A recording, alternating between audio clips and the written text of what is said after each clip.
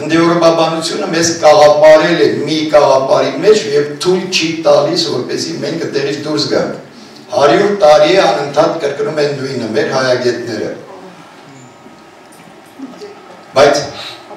հայերենը որքան բառապաշար ունի հնդեվրոպական լեզուներին նույնական, դա մոտավորապես 350-400 բառար մոտ է, նույնքան զուգահեռներ ունի սեմական լեզուների հետ, կովկասյան լեզուների հետ, թուրքական լեզուների հետ, որակապես դրանք նույն քանակի բառեր են։ Եվ այդ ինչու է հնդեվրոպաները, եթե պնդում են, որ հայերեն հնդեվրոպական լեզու է, դնում են առանձին մի ճյուղ։ Ոչ մի լեզվախմբի չի պատկանում, առանձին խումբ է ինքը, իսկ առանձին ծառի վրա լինում է միայն բունը։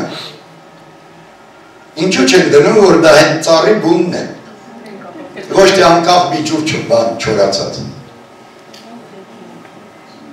Որովհետև ուրիշ ճանապարհ չունեն, իրենք են ստեղծել այդ կաղապարը և մեզ էլ չեն թողնում, որպեսզի մենք դուրս գանք այդտեղից։ Ստեղծել են արհեստական հնչյունափոխակության օրենքներ և ստիպում են ենթարկվել դրան։ Եթե այս բառը քո բառը չի ենթարկում ես հնչյունափոխության օրենքին, դա հայերեն չի, դու վերցրել ես ուրիշից։ Իսկ դրանք հիմնականում քաղաքակրթական իմաստ ունեցող բառեր են։ Արգելում են, որպեսզի հայերենը ունենա վ հնչյունով սկսող բնիկ բառ։ Ինչու, որովհետև վ-ն հայերենում հնդեվրոպական պիտի տար գ, վինո գինի։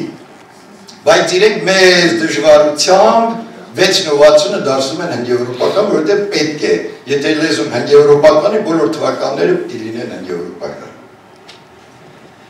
Եվ այդ արհեստական, այդ ամբողջ արգելքները դրվել են մի բանի համար։ Հայերին առանձնացնել այն բնական միջավայրից, որում ինքը իրականում կա, եղել է և լինելու է։